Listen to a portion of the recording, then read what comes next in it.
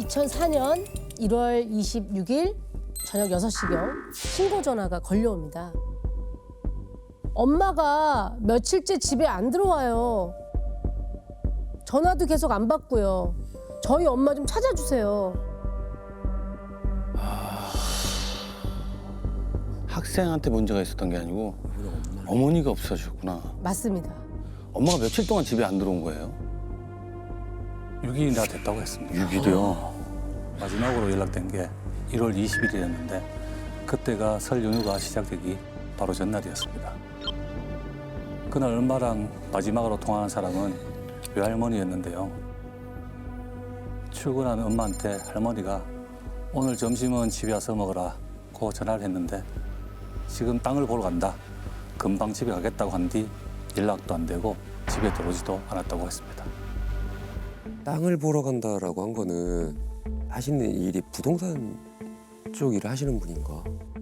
실종자는 40대 보험 설계사였습니다. 이혼 이후 어린 두 자녀와 80대 노모를 모시고 사는 분이었는데 포천 공장 일대에서 보험을 성사시켜 억대 연봉을 받고 있었습니다. 부동산 중개업자들 다 친하게 지내면서 종종 땅을 보러 다니는데 지방에 내려가면 며칠씩 걸릴 때도 있어서 이번에도 그런가 보다 하고 가족끼리 명절을 보내며 기다렸다고 합니다. 근데 휴대전화가 꺼져 있고 연휴가 지나도 안 들어오자 연세가 많은 노모 대신 아이가 신고한 그였습니다.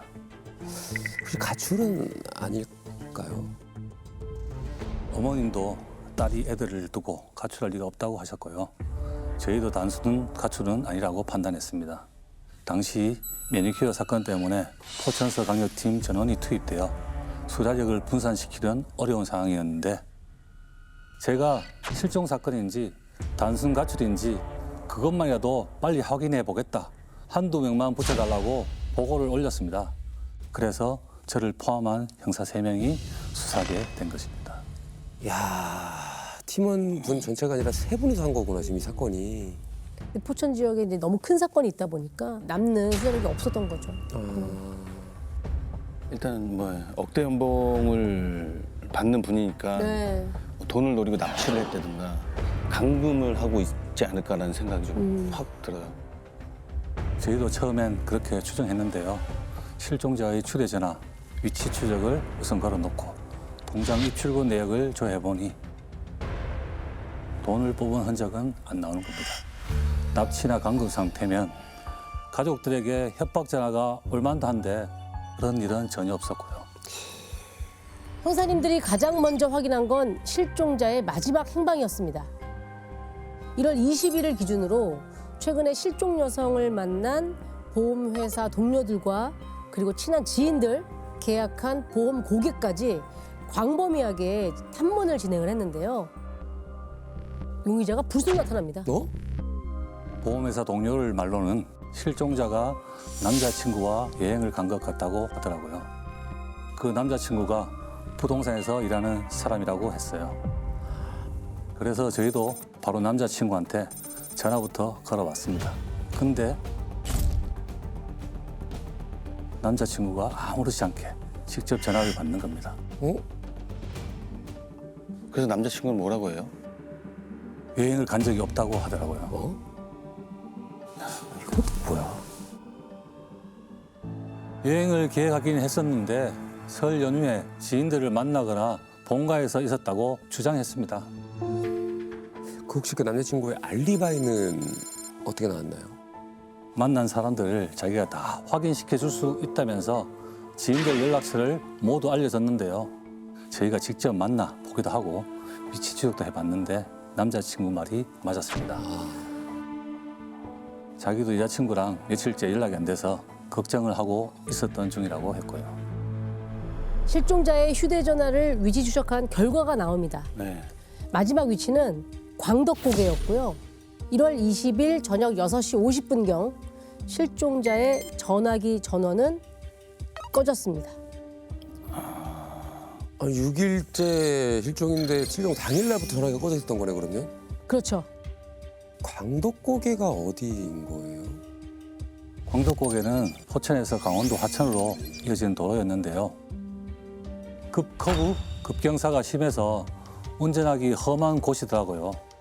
그러면 땅을 보러 가는 길에 뭔가 교통사고가 나서 교통사고 났는데 신분을 확인할 수 없을 상황이 있을 수도 있고 사고 신고가 들어온 건 없었나요?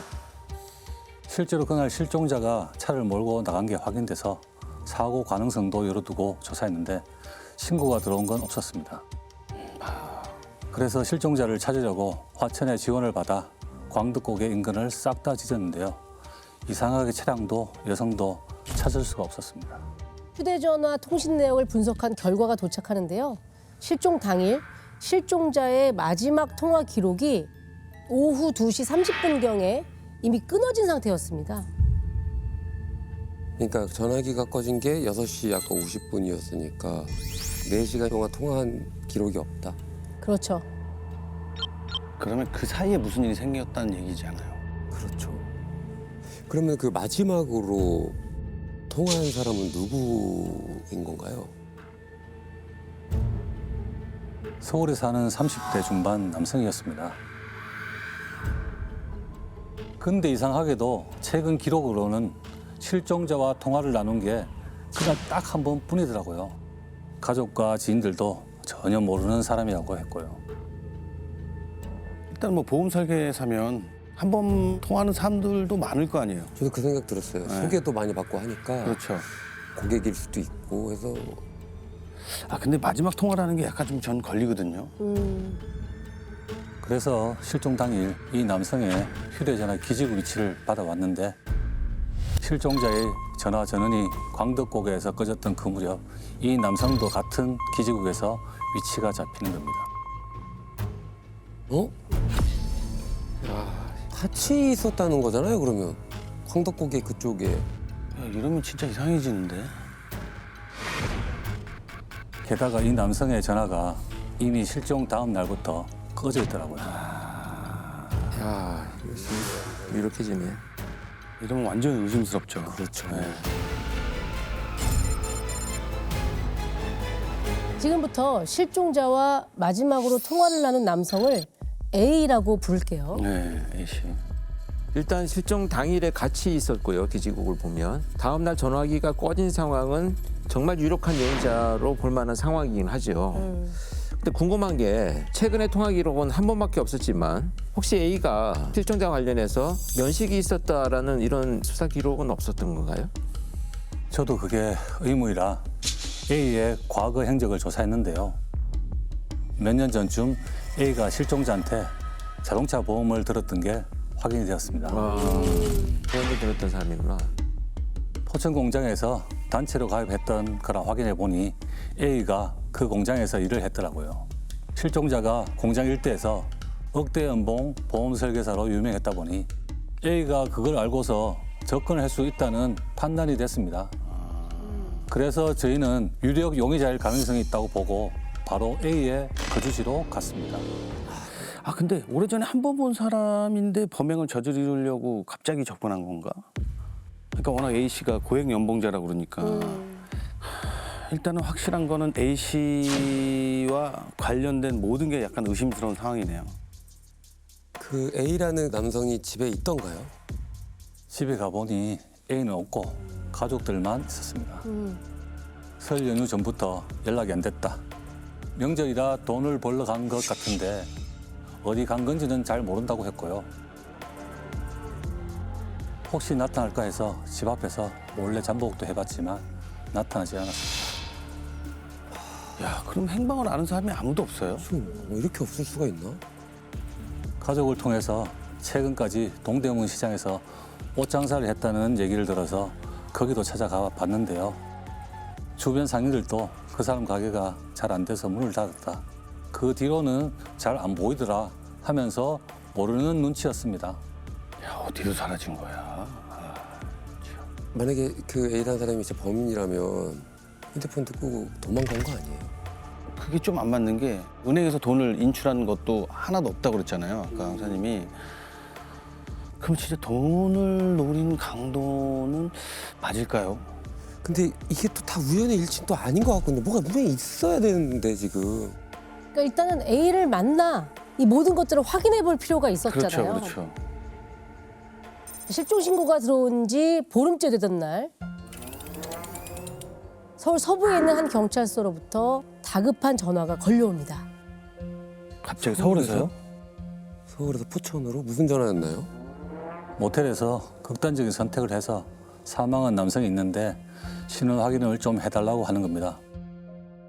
저희가 찾던 유력 용의자 A가 사망을 했더라고요. 어? 갑자기 이야, 죽었다고요? 갑자기? 지금 우리가 유일한 용의자인 사람인데 극단적인 선택을 했다고 모텔에서? 이야, 왜 갑자기 그런 선택을 한 거지? 근데 그걸 왜 서울에서 포천까지 전화를 한 거예요?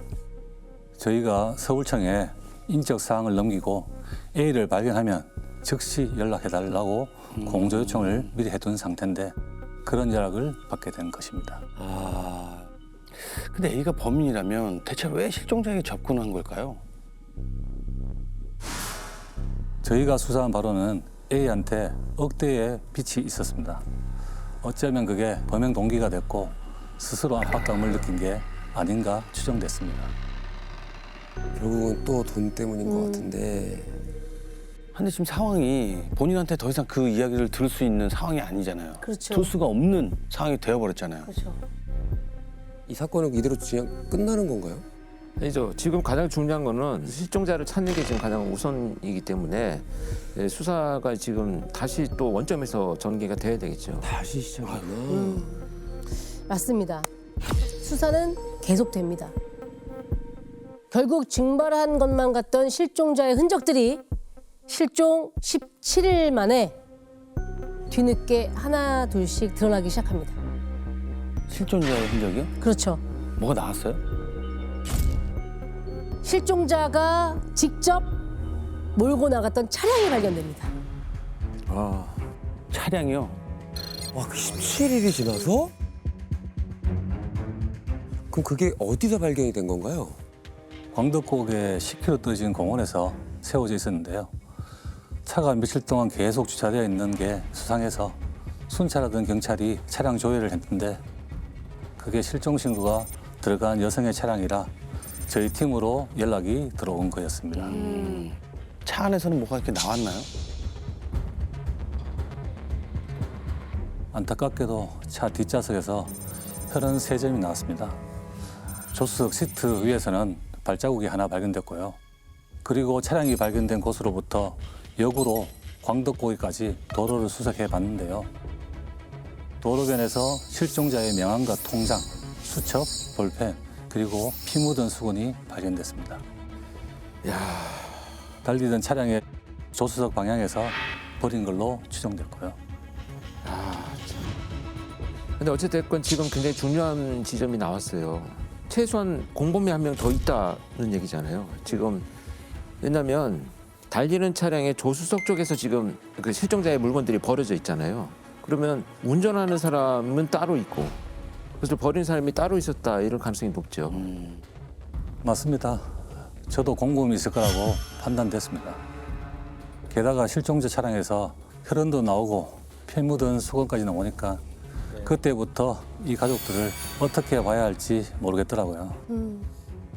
이대로 정말 영영 실종 상태로 끝나버릴 것 같은 불안한 마음이 자꾸만 들면서 제발 저희가 머리카락 한 올이라도 찾을 수 있게 도와달라고 그 실종 여성분을 향해 마음속으로 빌었습니다. 그렇죠. 아까 그 유령 용의자 A라는 사람이 그렇게 무책임하게 지금 가버렸잖아요. 그렇죠. 시신이라도 찾을 수 있게 간절히 이제 바라셨군요. 절박하죠. 절박해. 실종자가 살인 사건의 피해자로 추정이 되면서 수사는 공범을 찾는 데 집중하게 됩니다. 그때 A의 통신 내역을 면밀히 분석한 결과가 나오는데요. 수상한 번호 하나를 발견하면서 이 수사는 다시 급물살을 타게 됩니다. 대체 뭐가 나온 겁니까? A와 연락을 나눈 사람이 570여 명 정도 되었는데요. 아이고, 맞네. 그 중에 번호 하나가 눈에 띄는 겁니다. 평소엔 드문드문 연락을 나누다가 사건 전에 유독 자주 통화했더라고요. 네. 그리고 실종 당일부터 두 사람의 통화 기록이 딱 없는 겁니다. 공범으로 의심되는 상황이었죠. 그렇죠. 그 사람은 그럼 누구였습니까? 대구에 사는 20대 초반 남성이었습니다. 대구요? 근데 A는 서울에 살잖아요. 그랬죠. 나이 차이도 10살 정도 나는 것 같은데 그 어쨌든 어떻게 아는 사이인 거예요? 학교, 군대, 전과 같은 두 사람의 기록을 다 살폈는데 연결고리가 아무것도 없었습니다. 그래서 일단 이 남자를 만나봐야겠다 싶어서 대구로 내려갔죠. 집 앞에서 기다리는데 진짜 어리고 뽀얀 대학생이 걸어오더라고요. 순간 제가 잘못 찾아온 건가? 주소를 확인해 볼 정도였으니까요. 그래서 이게 뭔가 있다 싶어서 사건 얘기 쏙 빼고 제가 신분증을 보여주면서 혹시 휴대전화 번호가 어떻게 되냐 물어봤는데요. 이 사람이 전혀 엉뚱한 번호를 말하는 겁니다. 어잉? 다른 번호를 말해요? 그러면 그냥 잘못 찾아가신 거 아니에요? 이게 그 사람이 그 번호도 아니고. 이게 어떻게 된 거지, 그러면? 표정이나 행동을 봤을 땐 거짓말하는 것 같지 않더라고요. 그래서 A랑 통화한 번호를 불러주며 이 번호를 쓰는 사람은 누구냐? 당신 명의로 되어 있는데 하니까 생각지도 못한 대답을 하더라고요.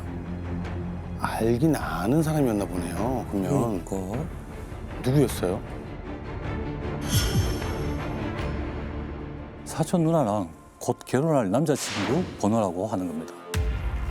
매형될 사람이 누구냐, 많은 사람이냐 그랬더니 국가정보기관에 있다. 정확히는 뭘 하는지 모르겠다. 정보가 노출되면 안 돼서 본인 명의로 휴대전화를 개통할 수 없다고 해서 명의만 빌려준 거다. 이렇게 말했습니다. 근데 제가 볼 때는 이제 전형적인 결혼 사기가 아닌가 의심이 많이 듭니다. 비밀 조직에 몸담고 있다. 네. 뭐 내 정보를 알려줄 수 없다. 이런 건 전형적인 그 사기 수법 중에 하나이거든요. 이 휴대전화의 명의자인 20대가 알고 있는 이름, 나이, 직업, 사는 곳까지 다 가짜이다 이렇게 봐야 되겠죠. 유력 용의자 A와 긴밀하게 연락을 하고 있던 그리고 살인 사건의 공범으로 추정되는 이 남성, 이 사람을 B라고 하겠습니다. 형사님들은 그 자리에서 B를 직접 만나 확인할 묘수를 생각해냅니다. 사촌 누나와는 자주 연락하냐고 했더니 그 명의자가 마침 사촌 누나의 고양이를 자기가 잠시 맡아주고 있다고 하더라고요. 그때 이거다 싶었습니다. 지금 당장 사촌 누나한테 전화해서 고양이한테 사료를 줬는데 갑자기 토를 하는 게 빨리 와라고 하면서 매형도 같이 오냐고 물어보라고 했습니다.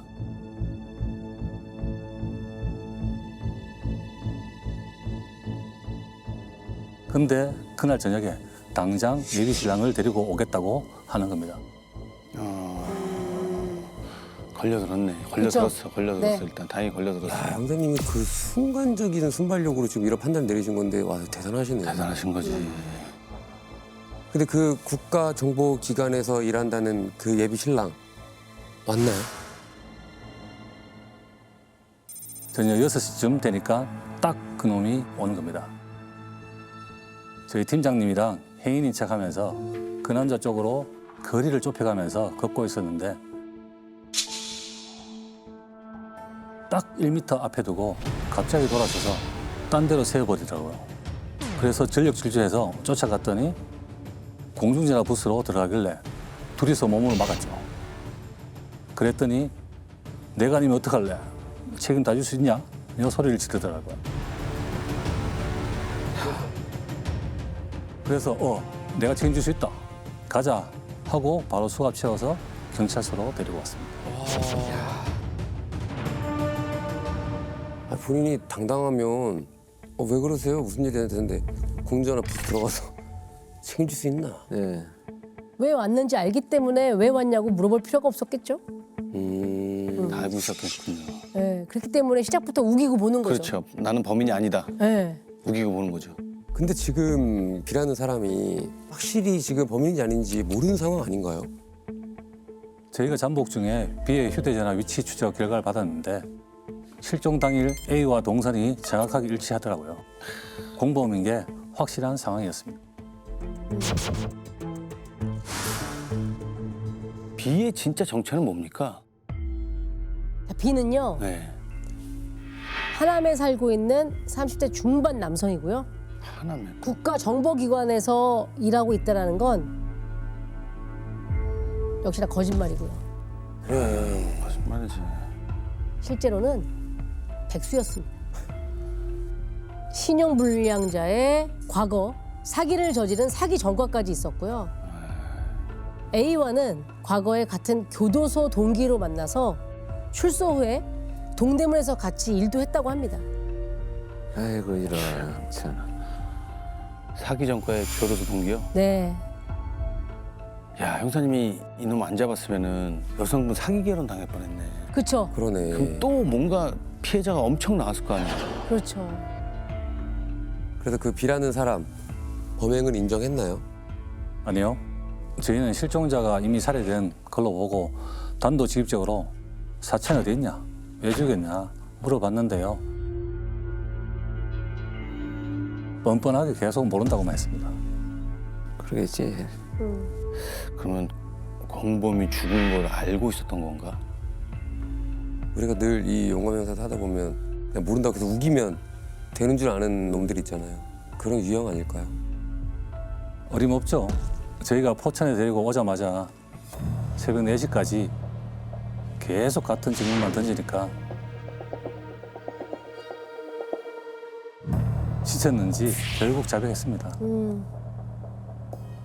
범행을 제안한 건 A라고 했고요. 옛날에 보험을 들었던 보험 설계사가 있는데 억대 연봉자라는 소문이 있다. 크게 한탕 하자고 하더랍니다. A가 자기한테 빚도 갚고 새로 사업도 시작할 거라고 하는 소리 듣고 기도 솔깃했다고 합니다. 신용불량자의 3개월 뒤 결혼까지 앞둔 상황이라 돈이 급해서 범행에 가담했다고 했습니다. 아유. 또 결국 돈 때문이네. 그러니까 남의 돈으로 지금 자기네 인생을 바꿔보려고. 그렇죠. 했던 거지. 피해 여성한테 뭔 짓을 한 겁니까 도대체? 네. 화재 보험을 들고 싶다고 불러내서 B가 상담을 받던 중에 A가 뒤에서 피해자에게 폭행을 제압했고요. 청테이프로 결박한 뒤 피해자의 차에 태우고 포천 일대를 2시간 넘게 돌아다니면서 통장 비밀번호를 말하면 풀어주겠다고 협박을 했는데 피해자가 끝까지 말하지 않자 A가 노건으로 목을 졸라 살해했다고 했습니다. 에이, 돈 때문에. 일단 이제 고객인 척 의장을 해서 가까이 접근을 하고 살인까지 저지른 지금. 딸이 너무 불쌍해. 야, 얼마나 걱정했으면 전화를 했을 거야. 엄마가 집에 들어오지 않아. 피해자 입장에서는 비밀번호를 알려줘도 사실은 살해할 것 같으니까 남은 자기 자녀들이나 어머니 이렇게 가족들을 위해서 끝까지 지키고자 하지 않았는가 하는 생각도 들고요. 결국은 비밀번호를 그렇게 못 알아내서 인출한 기록이 없었던 거고 그렇죠. 통장을 길에다 쏟아버린 이유도 뭐 그 때문이 아닌가 이런 생각이 듭니다. 너무 가슴이 아프네요. 돈 때문에 사람까지 죽이고 결국에는 아무것도 하지 못할 텐데 맞아요. 왜 그러냐? 그래서 지금 제일 중요한 그 우리 피해자 그분은 어디에 있다고 했나요? 광덕고개 낭떠러지 아래로 시신을 던져버렸다고 했습니다. 아이, 그러니까 못 찾지. 그 피해자를 찾으러 새벽같이 광덕고개로 달려갑니다. 아유.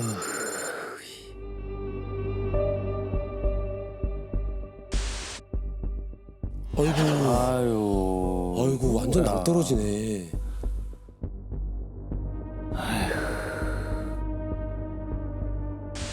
제가 죽일 생각 없었습니다. 아, 저런 말 제일 듣기 싫어. 하도 바닥이 심했고.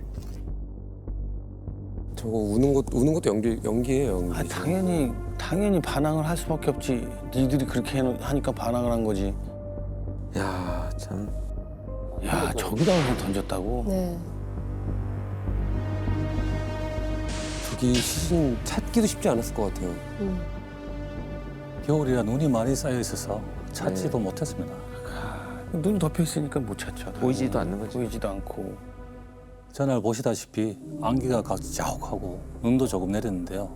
시신을 수습하러 낭떠러지 아래로 내려가 보니 시신이 거꾸로 박혀 있을 채로 추운 날씨 탓에 얼음이 얼었다 녹았다를 반복해서 그런지 부패가 안 되어 있었습니다. 정말 깨끗했습니다. 그걸 보니 마음이 더 착잡해지더라고요.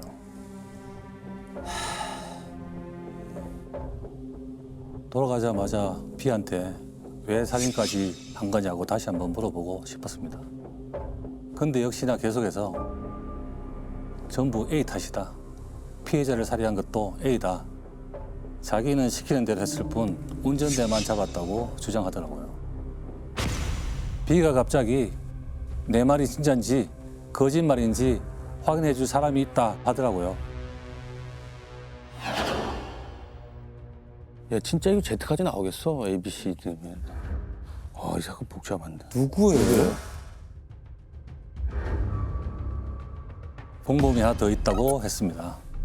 야, 자기 죄를 입증하려고 이제 공범까지 불었네. 니들은 그럴 놈들이야. 에휴. 이런 사람들 사이에서 의리라는 건 없죠. 그렇죠. 사실 뭐 필요도 없고 있다고 한들 그게 뭐 의리겠습니까? 이제 새로 지목된 남은 공범 우리가 C라고 부르겠습니다. C는 누구였어요? 설마 이 사람도 같은 교도소 동기였나요? 아니요. A의 고향 친구라고 했습니다. 공범의 인적사항을 확보하자마자 집으로 달려갔는데 들이닥치기 전에 일단 C가 집에 있는지 확인부터 하려고 전화를 걸었죠. 웬 어린아이가 전화를 받더라고요. 그래서 인터넷 AS 신청했죠. 아, 혹시 집에 어른 계세요? 아버지 계시나요? 하니까 집에 있다고 하더라고요. 그래서 전화를 끊자마자 달려갔더니 C가 노모랑 아이랑 같이 밥을 먹고 있었습니다. 저희가 들이닥치니까 큰일 났다는 표정으로 깜짝 놀라더라고요. 잡힐 거라고 생각을 못 했나 보네. 그런 짓을 하고도 그 답이 넘어갈까? 또 이제 거기 있던 씨의 가족들은 또 얼마나 놀랐겠어요. 가족들이 충격을 받을까 봐 수갑 대신 어깨동무를 하면서 친구인 척하고 귀속말로 속삭였죠. 반항하지 마라. 가족 앞에선 수갑 안 채우니 가만히 따라와라. 그랬더니 조용히 따라 나서더라고요. B 말이 다 사실이었나요?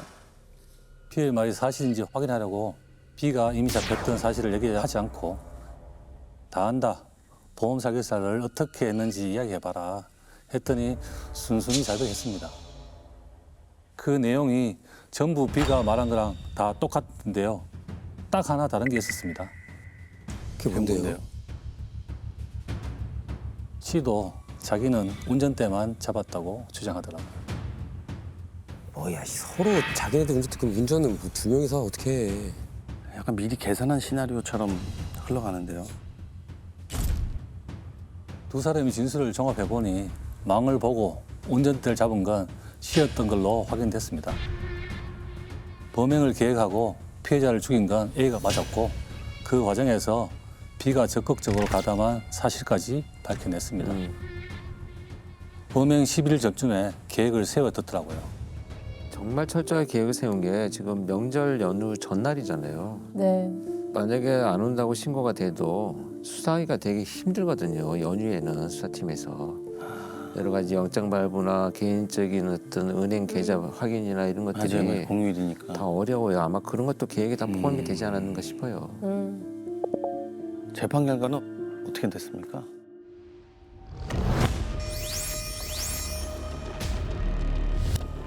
B는 무기징역을, C는 15년형을 받았습니다.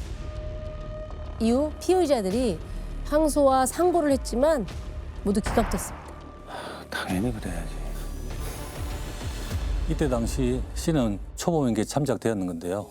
이후 2011년 미제 사건을 전면 재조사하면서 수감자들의 DNA를 수집 대조했는데 2004년에 교통사고를 내고 피해 여성을 병원에 데려다 주겠다 해놓고 모텔로 끌고 가 성폭행한 여자가 밝혀져 형이 가중됐다고 하더라고요. 교통사고를 내고 협박행을 했다. 이 뭐? 아이 참. 죄는 미워하되 사람은 미워하지 말라고 하잖아요. 그렇게 얘기하죠. 근데 난 사람이 미워지려고 그러지.